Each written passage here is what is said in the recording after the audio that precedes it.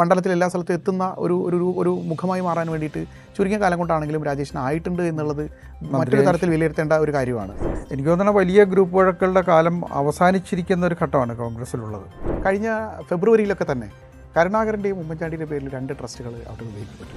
ഈഴവർക്കിടയിലും അതുപോലെ തന്നെ KPMSൻ്റെ ആളുകളും ഒക്കെ ഉണ്ടായിരുന്ന ഒരു പാർട്ടിയാണ് BDJS. ഇന്നത് ദുർബലമായി അതിൻ്റെ അസ്ഥികൂടമായി മാറിയിട്ടുണ്ട്. നമസ്കാരം. റിസാല അപ്ഡേറ്റിൻ്റെ തെരഞ്ഞെടുപ്പ് അവലോകന പരിപാടിയായ ബിഗ് ഫൈറ്റിലേക്ക് സ്വാഗതം. പാലക്കാട് ജില്ലയിലെ സ്റ്റാർ ഫൈറ്റ് നടക്കുന്ന മണ്ഡലങ്ങൾ എടുത്തു നോക്കിയാൽ ആദ്യത്തെ ഒന്നാമത്തെയോ രണ്ടാമത്തെയോ സ്ഥാനത്ത് തൃത്താല കാണും. തൃത്താലയെ സംബന്ധിച്ചിടത്തോളം മന്ത്രിയായ MP രാജേഷും അതേപോലെ ശക്തനായ കോൺഗ്രസിൻ്റെ ശക്തനായ സ്ഥാനാർത്ഥിയായ VT ബൽറാമും നേർക്ക് നേർ കൊമ്പ് കോർക്കുന്നു എന്ന പ്രത്യേകത കൂടിയുണ്ട്. ഒരുപക്ഷെ തൻ്റെ കൈവിട്ടുപോയ മണ്ഡലം തിരിച്ചു പിടിക്കാനാണ് ഇക്കുറി ബൽറാം കളത്തിലിറങ്ങുന്നതെങ്കിൽ പിടിച്ചെടുത്ത മണ്ഡലം നിലനിർത്താൻ വേണ്ടിയിട്ടാണ് രാജേഷ് കളത്തിലിറങ്ങുന്നുണ്ടാവുക. തൃത്താലയുടെ ഒരു രാഷ്ട്രീയ സ്വഭാവം വെച്ച് തന്നെ തൃത്താല പലപ്പോഴും ഇരുമുന്നണികളെയും മാറി മാറി കടാക്ഷിച്ചിട്ടുള്ളൊരു മണ്ഡലമാണ്. അതുകൊണ്ട് തന്നെ ഇക്കുറി തൃത്താലയിൽ വലിയ സസ്പെൻസ് ബാക്കി വയ്ക്കുന്ന വലിയൊരു മത്സരമാണ് നടക്കാൻ പോകുന്നതാണ് നമ്മളൊക്കെ പ്രതീക്ഷിക്കുന്നത്.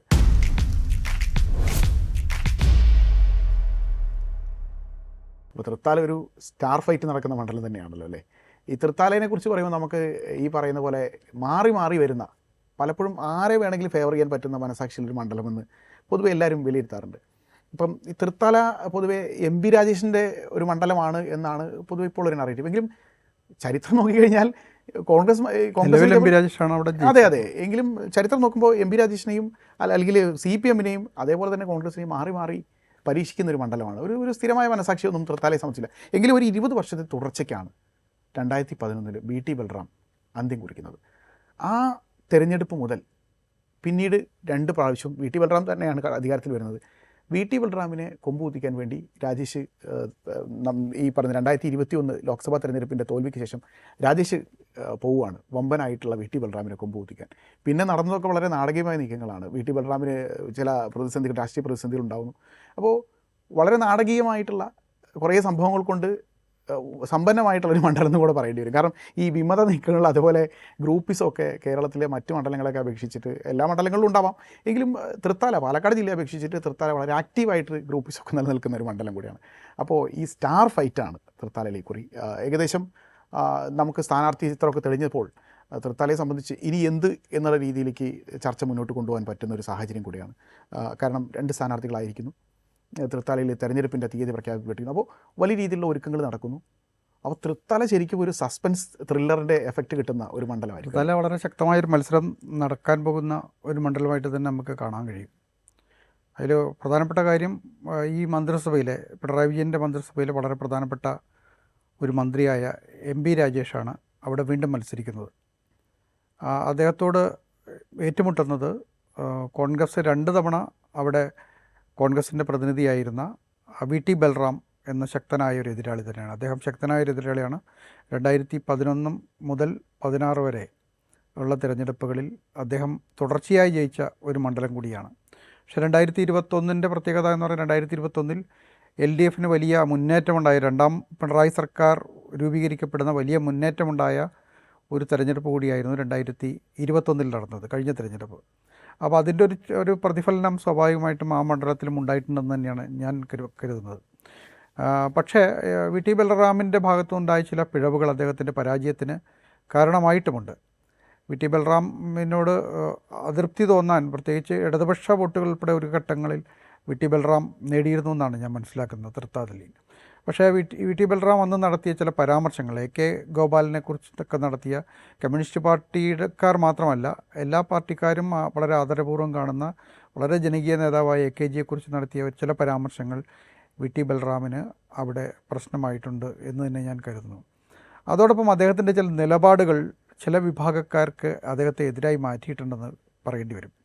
അതിലൊന്ന് അദ്ദേഹം ഈ EWS എന്ന് പറയുന്ന മുന്നോക്ക സംവരണത്തിനെതിരെ എടുത്ത നിലപാടാണ്. മുന്നോക്ക സംവരണം ശരിയല്ല, അത് സംവരണത്തെ അട്ടിമറിക്കുന്നതാണ് എന്ന് പറഞ്ഞ അപൂർവം കോൺഗ്രസ്സുകാരിൽ ഒരാൾ VT ബൽറാമാണ്. അത് വളരെ പ്രധാനപ്പെട്ടൊരു കാര്യമാണ്. തൃത്താലയിൽ ചില വിഭാഗങ്ങളെ പ്രകോപിപ്പിച്ച് കോൺഗ്രസ്സിൽ ഉൾപ്പെടെയുള്ള ആളുകളെ പ്രകോപിച്ച ഒരു നിലപാടായിരുന്നു എന്നാണ് ഞാൻ. പൊതുവേദികൾ ബഹിഷ്കരണമൊക്കെ ആയിട്ടായിരുന്നു. അതെ, അതുണ്ടായിരുന്നു. EWS ഈ കോൺഗ്രസ് EWSന് അനുകൂലമായിരുന്ന സാഹചര്യത്തിൽ തന്നെയാണ് അദ്ദേഹം ഈ നിലപാടെടുത്തതെന്ന് നാം ആലോചിക്കേണ്ടതുണ്ട്.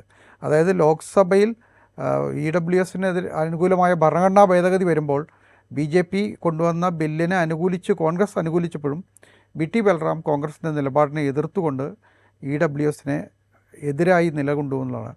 രണ്ടാമത്തെ കാര്യം, ജാതി സെൻസസിനെ നടപ്പാക്കണമെന്നാവശ്യപ്പെടുന്ന ഒരാളാണ്. ആ പിന്നോക്ക ദലിത് രാഷ്ട്രീയവുമായി ചേർന്ന് പോകാൻ, ന്യൂനപക്ഷ രാഷ്ട്രീയവുമായും ചേർന്ന് പോകാൻ ആഗ്രഹിക്കുന്ന, അല്ലെങ്കിൽ അതിനുവേണ്ടി ചില തരത്തിൽ ഇടപെടലുകൾ നടത്തിയൊരു ആളാണ് VT ബൽറാം. അദ്ദേഹത്തിന് AKGയുടെ കാര്യത്തിൽ ചില പിഴവുകൾ പറ്റിയിട്ടുണ്ട്. അപ്പോൾ ഈ നിലപാടുകൾ സ്വാഭാവികമായും കഴിഞ്ഞ തെരഞ്ഞെടുപ്പിൽ അദ്ദേഹത്തിനെതിരായി മാറിയിട്ടുണ്ടെന്ന് തന്നെയാണ് ഞാൻ വിചാരിക്കുന്നത്. അതുകൊണ്ടാണ് രണ്ടാമത്തെ തെരഞ്ഞെടുപ്പിൽ 10,000-ലധികം വോട്ടുകളുടെ ഭൂരിപക്ഷത്തിലാണ് 2016 VT ബൽറാം അവിടെ നിന്ന് ജയിച്ചതെങ്കിൽ 2021 എത്തുമ്പോൾ 3000 ചില്ലാൻ വോട്ടുകളുടെ ഭൂരിപക്ഷത്തിൽ MP രാജേഷ് അവിടെ 3016 വോട്ടിൻ്റെ ഭൂരിപക്ഷത്തിൽ ജയിക്കുകയാണ് ചെയ്തത്. അപ്പോൾ VT ബൽറാമിൻ്റെ നിലപാടിനൊരു കാരണമായിട്ടുണ്ടെന്ന് തന്നെയാണ് ഞാൻ വിചാരിക്കുന്നത്. അതിനൊക്കെ അപ്പുറമേ എനിക്ക് തോന്നുന്നത് ഇതോടൊപ്പം തന്നെ ചേർത്ത് കാണേണ്ടത് ഈ കോൺഗ്രസിൻ്റെ സംഘടനാപരമായിട്ടുള്ള ഒരു പ്രശ്നങ്ങളുണ്ട് അവിടെ ഈ മണ്ഡലത്തിൽ. അപ്പോൾ പലപ്പോഴും ഈ കോൺഗ്രസിനുള്ളിൽ തന്നെ ഇപ്പോൾ ചില പ്രശ്നങ്ങളൊക്കെ സംസ്ഥാന നേതൃത്വം തന്നെ നേരിട്ട് ഇടപെട്ടിട്ടൊക്കെയാണ് KPCC നിർവാഹക സമിതി അംഗമൊക്കെ ആയിട്ടുള്ള പ്രശ്നങ്ങൾ, VT ബൽറാമിൻ്റെ പ്രശ്നങ്ങളൊക്കെ സംസ്ഥാന നേതൃത്വം നേരിട്ട് ഇടപെട്ട് തന്നെ പരിഹരിക്കേണ്ട സാഹചര്യമൊക്കെ വന്നു. എങ്കിലും ഇപ്പോഴും ഈ സ്ഥാനാർത്ഥി പ്രഖ്യാപനമൊക്കെ ഇപ്പോഴാണ് നടക്കുന്നത്. എങ്കിലും ഒരു കഴിഞ്ഞ ഫെബ്രുവരിയിലൊക്കെ തന്നെ കരുണാകരൻ്റെയും ഉമ്മൻചാണ്ടിയുടെ പേരിൽ 2 ട്രസ്റ്റുകൾ അവിടെ രൂപീകരിക്കപ്പെട്ടു. ഈ 2 ട്രസ്റ്റുകൾ രൂപീകരിക്കപ്പെട്ടതിനകത്ത് എനിക്ക് തോന്നുന്നു 5ഓളം DCC ഭാരവാഹികളുണ്ട്. ഒരു യൂത്ത് കോൺഗ്രസിൻ്റെ ഒരു സംസ്ഥാന ഭാരവാഹിയൊക്കെയുള്ള ഒരു സമിതിയായിരുന്നു. അപ്പോൾ ഇവർ യോഗം ചേർന്നിട്ട് പറയുന്നത് VT ബൽറാമിനെതിരെയാണ്.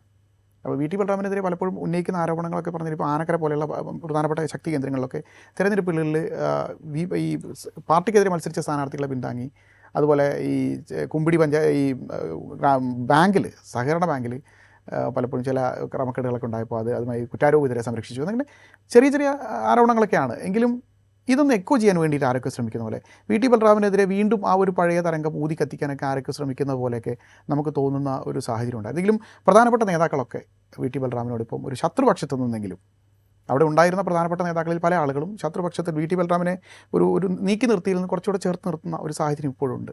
അതിൻ്റെ ആത്മവിശ്വാസമായിരിക്കും. കഴിഞ്ഞ ദിവസങ്ങളിലൊക്കെ VT ബൽറാമിൻ്റെ പ്രതികരണങ്ങളൊക്കെ നമ്മളിങ്ങനെ കാണുമായിരുന്നു. അപ്പോൾ അവിടെയൊക്കെ VT ബൽറാം ഭയങ്കര കോൺഫിഡൻസിലാണ് പറയുന്നത് ഇത്തവണ മണ്ഡലം തിരിച്ചു പിടിക്കും. അല്ല, അത് കോൺഫിഡൻസിന് രാഷ്ട്രീയമായ കാരണങ്ങൾ കൂടിയുണ്ടല്ലോ. അപ്പോൾ ഞാൻ നേരത്തെ പറഞ്ഞില്ല, 2021 വലിയ LDFൻ്റെ മുന്നേറ്റമുണ്ടായ ഒരു തെരഞ്ഞെടുപ്പാണ് നടന്നത്. ഒരുപക്ഷെ ഇത്തവണ UDFന് അനുകൂലമായ ഒരു മുന്നേറ്റം ഉണ്ടാകാൻ സാധ്യതയുണ്ടെന്ന് VT ബൽറാം പ്രതീക്ഷിക്കുന്നുണ്ട്. ഒരു ഭരണമാറ്റം എന്നുള്ളൊരു ചില സൂചനകൾ പലതരത്തിൽ പ്രത്യക്ഷപ്പെടുന്നുണ്ട്. അതിൻ്റെ ഒരു ആത്മവിശ്വാസം പൊതുവിൽ കോൺഗ്രസ്സുകാർക്കുണ്ട്. അത് സ്ഥാനാർത്ഥികളായി വരുന്ന ആളുകൾക്കും അതുണ്ട്. അത് ബൽറാം ആ നിലയ്ക്ക് കൂടിയാണ് ആ ആത്മവിശ്വാസം പുലർത്തുന്നതെന്ന് എനിക്ക് തോന്നുന്നത്. അപ്പോൾ അത് സ്വാഭാവികമായിട്ടും അത് ഒരു തെരഞ്ഞെടുപ്പിൽ നിൽക്കുന്ന ഒരാൾ ഈ ആത്മവിശ്വാസം പ്രകടിപ്പിക്കുന്നത് സ്വാഭാവികമാണ്. പിന്നെ ഗ്രൂപ്പ് വഴക്ക് എന്ന് പറയുന്നത് കോൺഗ്രസിൻ്റെ ജനിതകമായൊരു സ്വഭാവമാണ്. എനിക്ക് തോന്നുന്ന വലിയ ഗ്രൂപ്പ് വഴക്കുകളുടെ കാലം അവസാനിച്ചിരിക്കുന്ന ഒരു ഘട്ടമാണ് കോൺഗ്രസ്സിലുള്ളത്. ഇനിയിപ്പോൾ അത് ഈ സ്ഥാനാർത്ഥി പ്രഖ്യാപനത്തോടെ ഒരുപക്ഷെ ഉണ്ടായേക്കും. നേരത്തെ വലിയ തോതിലുള്ള ഒരേ പാർട്ടിയിൽ നിൽക്കുമ്പോഴും 2 പാർട്ടികളായി നിൽക്കുന്ന അവസ്ഥ വരെ ആന്റണിയും കരുണാകരൻ്റെയും പ്രാദേശിക തലത്തിൽ VT ബൽറാമിനെതിരെ വരുന്ന ഒരു എതിർപ്പ് എന്ന് പറയുന്നത് VT ബൽറാം സ്വന്തമായി ഗ്രൂപ്പ് ഉണ്ടാക്കും എന്നുള്ളതാണ്. അതെ, അത്തരം ഗ്രൂപ്പുകാരെ കൊണ്ടുവന്ന് അങ്ങനെയൊക്കെ തന്നെയാണ് പ്രാദേശികമായിട്ട് അങ്ങനെയൊക്കെ തന്നെയാണ് അത് ഉണ്ടാവാറ്. ആ രീതിയിൽ കൊണ്ടുവന്നൊക്കെയാണ്. അത് തെരഞ്ഞെടുപ്പിൽ വലിയ സ്വാധീനം ചെലുത്തുന്നു തോന്നുന്നില്ല. കാരണം ഇത്തവണ അധികാരം പിടിക്കാനുള്ള ഒരു തെരഞ്ഞെടുപ്പാണ്. ഇത്തവണ തോറ്റാൽ പിന്നെ കോൺഗ്രസ്സുകാരായി നടന്നിട്ട് കാര്യമില്ല എന്നുള്ളൊരു തോന്നൽ സ്വാഭാവികമായിട്ടും എല്ലാവർക്കും ഉണ്ടാവുമെന്ന് എനിക്ക് തോന്നുന്നത്. അപ്പോൾ അത് ഈ തെരഞ്ഞെടുപ്പ് പ്രചാരണം മുന്നോട്ട് പോകുന്ന സമയത്ത് അത് അവസാനിക്കുമെന്നാണ് ഞാൻ വിചാരിക്കുന്നത്. എനിക്കൊന്നും നമ്മൾ VT ബൽറാമിന് വിടാറായിട്ടില്ല.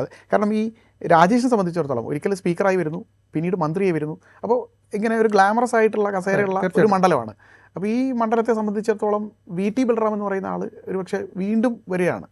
അപ്പോൾ അദ്ദേഹത്തിന് ഇങ്ങനെ രാജേഷിനോട്, അല്ലെങ്കിൽ പഴയ രാജേഷ് അല്ല പുതിയ രാജേഷ്, അത്തരത്തിൽ എതിരിടാൻ മാത്രം കരുത്തുള്ള ഒരു സ്ഥാനാർത്ഥിയാണോ VT ബൽറാം എന്നുള്ളതാണ് ഒരു ചോദ്യം. അല്ല, VT ബൽറാം അത് തെളിയിച്ചതാണല്ലോ. 2 തവണ അവിടെ നിന്ന് ജയിച്ച ആളാണ് VT ബൽറാം.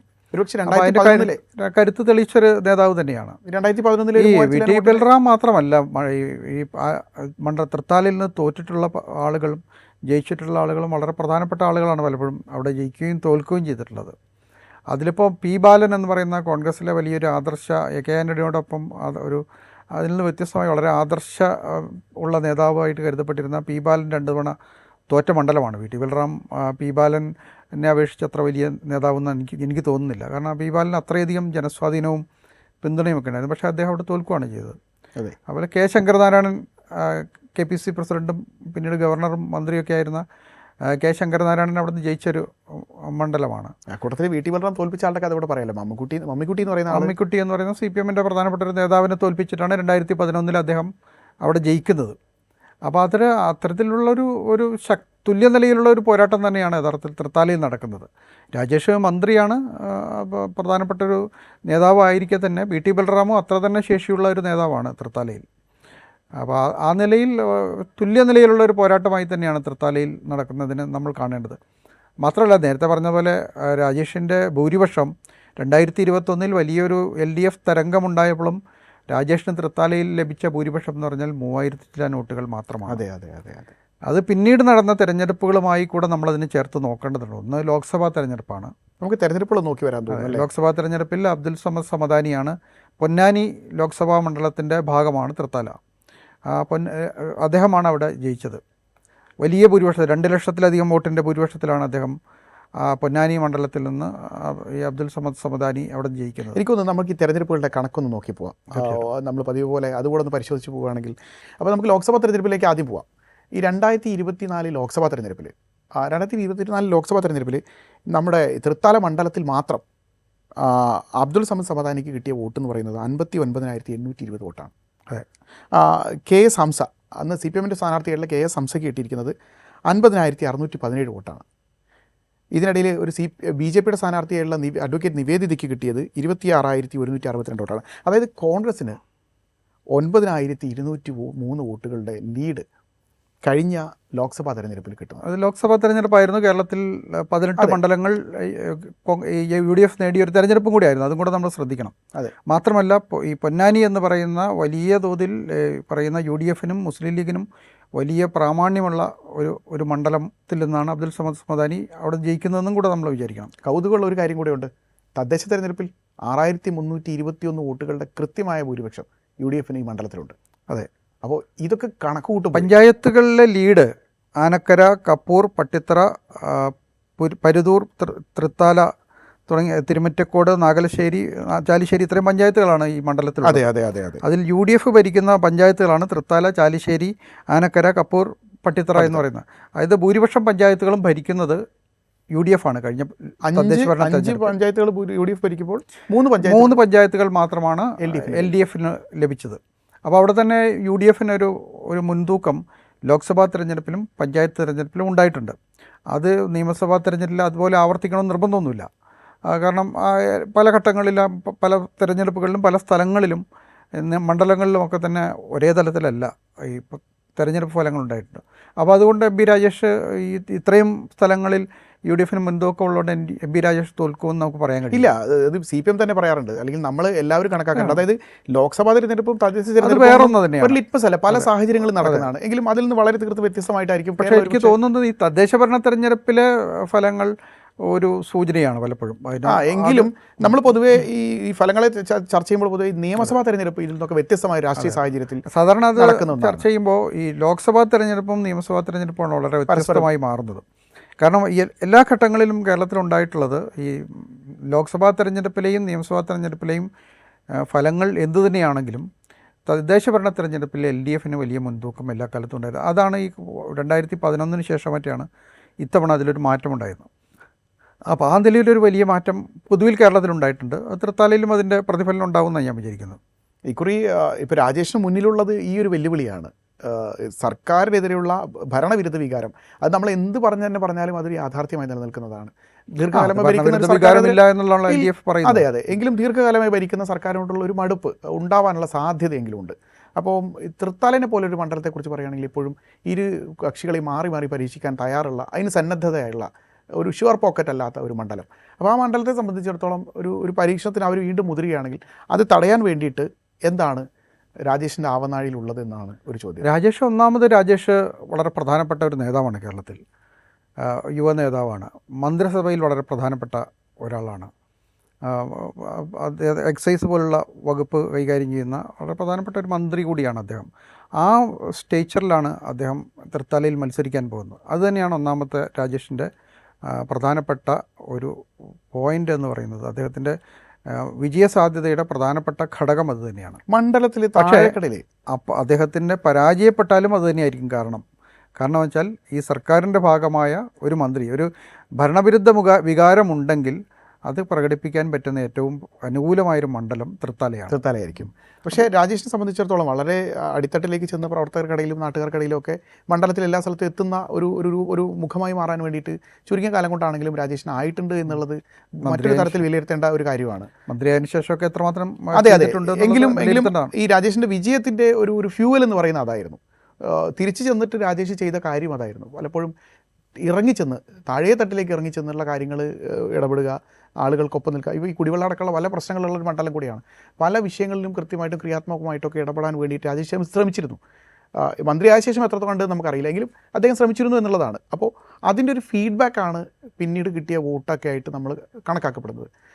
ബൽറാമിനെ സംബന്ധിച്ചിടത്തോളം ഇപ്പോൾ ബൽറാം എവിടെ നിൽക്കുന്നു എന്ന് കൂടെ നമുക്ക് പരിശോധിച്ച ശേഷം ആയിരിക്കും ഒരു പക്ഷേ ഇവർ തമ്മിലുള്ള ഒരു ഒപ്പോണൻസി നമ്മളെ എത്രത്തോളമാണ് ഇവർ പരസ്പരം കരുത്തരായിട്ടുള്ളത് എന്ന് നമുക്ക് കണക്കാക്കാൻ കഴിയാമെന്ന് എനിക്ക് തോന്നുന്നു. പിന്നെ ബൽറാമിനുള്ളൊരു ഇതെന്ന് പറഞ്ഞാൽ ബൽറാം അവിടെ 2 തവണ ജയിച്ചതാണ്. മാത്രമല്ല ബൽറാം കോൺഗ്രസിൻ്റെ KPCCയുടെ വൈസ് പ്രസിഡൻ്റാണ്. ഒരുപക്ഷെ ജയിച്ചാൽ മന്ത്രിയാകാൻ സാധ്യതയുള്ള ഒരാൾ കൂടി, യുവാക്കൾക്കിടയിൽ മന്ത്രിയാകാൻ സാധ്യതയുള്ള ഒരാൾ കൂടിയാണ്. ആ നിലയിലുള്ളൊരു പ്രാമുഖ്യം VT ബൽറാമിനും ആ മണ്ഡലത്തിലുണ്ട്. അപ്പോൾ നമ്മൾ നോക്കുകയാണെങ്കിൽ ഒരു വികസന ചെയ്ത കാര്യങ്ങൾ ചൂണ്ടിക്കാണിച്ച് ഒരു മന്ത്രി വന്ന് മണ്ഡലത്തിൽ നിൽക്കുന്നു. അതെ, ഇടിക്കാൻ വേണ്ടി ഇപ്പുറത്ത് കൊമ്പ് കുത്തിക്കുമെന്നുള്ള ഒരൊറ്റ പ്രതീക്ഷയിൽ ഇപ്പുറത്ത് ബൽറാം എന്ന് പറയുന്ന സുപരിചിതനായിട്ടുള്ളൊരു സ്ഥാനാർത്ഥി, ഇവിടെ തന്നെ തടവും പയറ്റി തെളിഞ്ഞ ഒരു സ്ഥാനാർത്ഥി വന്ന് നിൽക്കുന്നു. അപ്പോൾ ഇവർക്കിടയിൽ ഇനിയിപ്പോൾ നമുക്ക് ഒരു കാര്യം കൂടെ പരിശോധിക്കാനുള്ളത്, BJPയെ പോലെ ഒരു NDAനെ പോലെയുള്ള ഒരു മുന്നണിയുടെ ഒരു സാന്നിധ്യം മണ്ഡലത്തിൽ എത്രത്തോളം ഉണ്ടെന്നുള്ളതാണ്. എനിക്ക് തോന്നുന്നത് NDA അത്ര നെഗ്ലിജിബിൾ അല്ല. അറൗണ്ട് ഒരു 20,000-25,000 വോട്ടിലോളം അത്രയും വോട്ടുകൾ കിട്ടിയിട്ടില്ലല്ലോ. അപ്പോൾ ലോക്സഭാ തെരഞ്ഞെടുപ്പിലാണ് പരമാവധി വോട്ടുകൾ ലഭിച്ചത്. അത് 24,000-ഓളം വോട്ടുകൾ മറ്റാണ് അവിടെ 26,000 ലോക്സഭാ തെരഞ്ഞെടുപ്പ് കിട്ടിയിട്ടുള്ളത്. പക്ഷേ നിയമസഭാ തെരഞ്ഞെടുപ്പ് അതിന് മുമ്പ് നടന്ന നിയമസഭാ തെരഞ്ഞെടുപ്പുകളിലൊന്നും കാര്യമായ വോട്ടുകൾ ഇവിടെ കിട്ടിയിട്ടില്ല. 14,000 ചില വോട്ടുകൾ. അപ്പോൾ അത് നേരിട്ട് തന്നെ ഉള്ള LDFും UDFും തമ്മിലുള്ളൊരു ഫൈറ്റാണ്. BJPക്ക് അവിടെ കാര്യമായൊരു റോള് ഒരു പക്ഷേ 20,000 വോട്ടിനടുത്തൊക്കെ നേടിയേക്കാം. ചിലർ അത് വിലയിരുത്തുമ്പോൾ പറയാറുണ്ട്, ഈ 2011 നിന്ന് ഇപ്പം VT ബൽറാം തോൽക്കുന്ന തെരഞ്ഞെടുപ്പിലേക്ക് 2016 എത്തുമ്പോൾ ഈ BJPയുടെ വോട്ടുകൾ ഒരു 10,000-2,000 വോട്ടുകൾ കുറഞ്ഞിട്ടുണ്ടായിരുന്നു. അപ്പോൾ BJPയുടെ വോട്ടുകൾ 14,000 ചില്ലാനിൽ നിന്ന് 12,000 ചില്ലാനായിട്ടൊക്കെ കുറഞ്ഞു വന്ന് BJP സ്ഥാനാർത്ഥിയുടെ. അപ്പോൾ അന്ന് പലരും അതിന് വിലയിരുത്തുന്ന സമയത്ത് പറയാറുണ്ട്, ആ വോട്ടിൽ നിന്നൊരു ഫ്രാക്ഷൻ CPMലേക്ക് MP രാജേഷിന് പോയി എന്നാണ് പറയുന്നത്.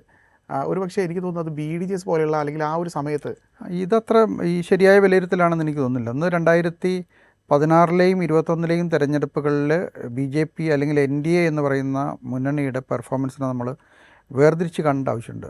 2016 ഒന്നാമതായി നരേന്ദ്രമോദി സർക്കാർ അധികാരത്തിൽ വന്നതിന് ശേഷം കേരളത്തിൽ നടക്കുന്ന ഒരു നിയമസഭാ തെരഞ്ഞെടുപ്പായിരുന്നു. മാത്രമല്ല കേരളത്തിൽ BJP ഒരു NDA എന്ന് പറയുന്ന മുന്നണി കുറച്ചുകൂടെ എഫക്റ്റീവായൊരു മുന്നണിയാക്കിയ തെരഞ്ഞെടുപ്പായിരുന്നു 2016. ഇപ്പോൾ SNDP യോഗം നേതാവായ വെള്ളാപ്പള്ളി നടേശൻ്റെ നേതൃത്വത്തിൽ രൂപം കൊണ്ട BDJS എന്ന് പറയുന്ന പാർട്ടി ഈഴവർക്കിടയിലും അതുപോലെ തന്നെ KPMSൻ്റെ ആളുകളുമൊക്കെ ഉണ്ടായിരുന്ന ഒരു പാർട്ടിയാണ് BDJS. ഇന്നത് ദുർബലമായി അതിൻ്റെ അസ്ഥികൂടമായി മാറിയിട്ടുണ്ട്. അതിന് കാര്യമായ റോളൊന്നുമില്ല. പക്ഷേ അന്നത്തെ ഘട്ടത്തിൽ അതൊരു വലിയ സ്വാധീനമുണ്ടാക്കാൻ പോകുന്നു എന്ന് പ്രതീക്ഷിച്ചിരുന്ന ഒരു പാർട്ടിയായിരുന്നു. അപ്പോൾ അതിൻ്റെ ഒരു ആവേശവും അതിൻ്റെ ഒരു വോട്ടിംഗ് പാറ്റേണും 2016 തെരഞ്ഞെടുപ്പിൽ കേരളത്തിലെ മിക്കവാറും മണ്ഡലങ്ങളിൽ പ്രതിഫലിച്ചിരുന്നു. അത് NDAക്ക് അനുകൂലമായി വോട്ടുകളായി മാറുകയും ചെയ്തിരുന്നു. പക്ഷേ 21-ലെത്തുമ്പോൾ ആ വോട്ടുകൾ അപ്രത്യക്ഷമായി. ആ വോട്ടുകൾ അതിൻ്റെ LDFിലേക്കോ UDFിലേക്കോ ഒക്കെ തന്നെ മടങ്ങി പോവുകയാണ് ഉണ്ടായത്. അത് ഈ നറേറ്റീവാണ് നമ്മൾ മാറ്റി വയ്ക്കുന്നത്. അത് MP രാജേഷിലേക്ക് വോട്ട് പോയി എന്നുള്ളതാണ്, അത് ശരിയല്ല എന്നുള്ളതാണ്. അത് തെരഞ്ഞെടുപ്പുകളിൽ എങ്ങോട്ട് വേണമെങ്കിലും പോയിരിക്കും. തെരഞ്ഞെടുപ്പുകളിൽ പരാജയപ്പെടുന്ന സ്ഥാനാർത്ഥികളും മുന്നണികളും പതിവായി പറയുന്നൊരു കാര്യമാണ് അവർ BJPയുടെ വോട്ട് വാങ്ങി. അതെ, അതായത് MP രാജേഷിന് ഇത് കിട്ടി എന്ന് പറയുന്നതിൽ ഒരു പ്രശ്നമുണ്ട് അതിനകത്ത്. കാരണം അങ്ങോട്ടോ ഇങ്ങോട്ടോ ഒക്കെ പോകാൻ പറ്റുമായിരുന്ന വോട്ടാണ്. ഇതേപോലെ വോട്ടുകൾ ചെയ്യുന്നത് മനുഷ്യരാണ്. അതെ, അപ്പോൾ അത് BJP കേഡർമാരല്ല. ഈ BJPക്ക് വോട്ട് ചെയ്തവരല്ല, NDAക്ക് വോട്ട് ചെയ്തവർ മുഴുവൻ കേഡർമാരൊന്നും അല്ല. അത് അവരോട് രാഷ്ട്രീയമായി ആഭിമുഖ്യം തോന്നുന്ന അല്ലെങ്കിൽ ആ സ്ഥാനാർത്ഥിയോട് താല്പര്യം തോന്നുന്ന ആളുകൾ കുറേ പേര് വോട്ട് ചെയ്തും അവിടെ ഒരുപക്ഷെ ഒരു 10-15,000 BJP വോട്ടുകൾ ഉണ്ടായിരിക്കാം. അതിനപ്പുറത്തേക്കുള്ള വോട്ടുകൾ അവിടെ ഉണ്ടാവില്ല. ആ തെരഞ്ഞെടുപ്പിൽ കുറേ ആളുകൾ കൂടുതൽ വോട്ട് ചെയ്യും, അല്ലെങ്കിൽ ചില ആളുകൾ തിരിച്ചു വോട്ട് ചെയ്യും. ഇതൊക്കെ സംഭവിക്കുന്നു. അപ്പോൾ പിന്നെ ഒരു അത്രയ്ക്ക് പ്രധാനപ്പെട്ട ഒരു ഫോഴ്സ് അല്ല BJPയുടെ.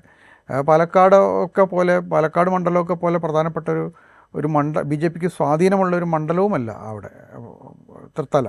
നമ്മൾ നേരത്തെ AKGയുടെ കാര്യം പറഞ്ഞ പോലെ ഇനിയിപ്പോൾ തെരഞ്ഞെടുപ്പ് പ്രചാരണമൊക്കെ തുടങ്ങിക്കഴിഞ്ഞ് എന്തെങ്കിലുമൊക്കെ സംഭവിച്ചു കഴിഞ്ഞാൽ ഇതൊക്കെ മാറാനുള്ള സാഹചര്യമുണ്ട്. ആരുടെ അടുത്താണ് എന്താണ് സംഭവിക്കുക നമുക്കറിയില്ല. എങ്കിലും വളരെ ശക്തമായൊരു മത്സരത്തിനാണ് തൃത്താല ഒരുങ്ങുന്നത്.